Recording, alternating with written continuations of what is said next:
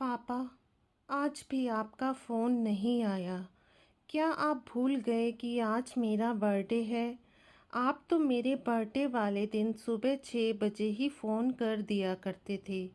मैं सो रही होती थी और आपका फ़ोन ही मुझे जगाया करता था। पर पापा, आज तो मैं सुबह 5 बजे ही उठ गई। आप मुझे फ़ोन करोगे और मैं आपके फ़ोन का इंतज़ार करती रही, पर आपका फ़ोन नहीं आया। क्या आप इस बार मेरा जन्मदिन भूल गए? ऐसी कौन सी दुनिया में चले गए पापा? आपकी अपनी लाडो को फ़ोन करने की परमिशन भी वहाँ पर नहीं है। पापा, मुझे याद है आज भी वो दिन जब आप मुझे रोक रहे थे और मुझसे कह रहे थे कि मैं ना जाऊं। जब आप इस दुनिया से जाओ तो मैं आपके सामने हूँ। आप मुझे देखते हुए इस दुनिया से जाना चाहते हो, पर मैं नहीं रुकी और मैं अपना सामान लेकर वापस आऊँगी ऐसा कहकर मैं अपने घर आ गई। और मैं घर आकर बहुत रोई, बहुत ज़्यादा रोई। मुझसे आपकी तकलीफ़ देखी नहीं जा रही थी। मैं नहीं देख पा रही थी आपको दर्द में तड़पते हुए। मैंने आपको हमेशा हंसते मुस्कुराते हुए देखा था। मैं नहीं देख पा रही थी आपको रोते हुए। आपको दर्द में देखकर मैं बहुत ज़्यादा दर्द में थी।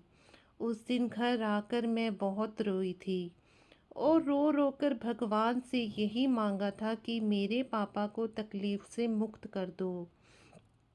मैं उन्हें इतनी तकलीफ़ में नहीं देख पा रही।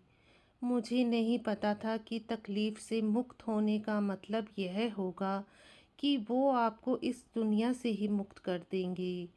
भगवान मेरी इतनी जल्दी सुन लेंगे, मैं ये नहीं जानती थी।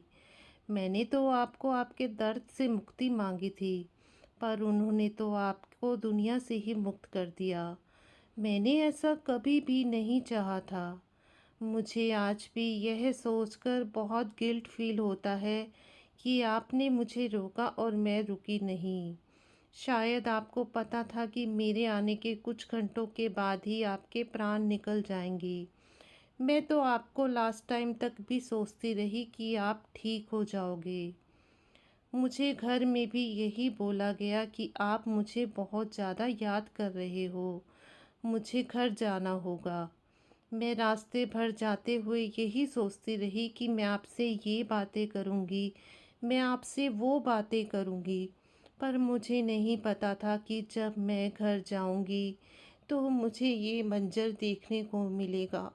घर के बाहर सफ़ेद चादरें क्यों, आप मुझे ज़मीन पर लेटे मिलोगे।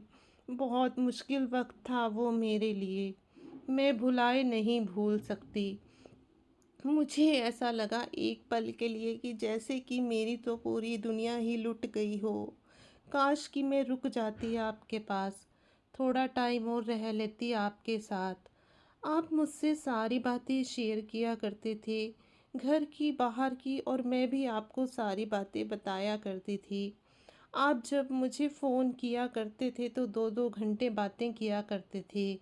कई बार दिन में बार बार फ़ोन किया करते थे और मैं कई बार इरिटेट भी हो जाया करती थी कि पापा को ऐसा क्यों लगता है कि मैं हर वक्त फ्री होती हूँ बात करने के लिए, कभी भी फ़ोन कर देते हैं। पर पापा, सच्ची, आज मैं आपके उन्हीं फ़ोन्स को, उन्हीं बातों को बहुत मिस करती हूँ।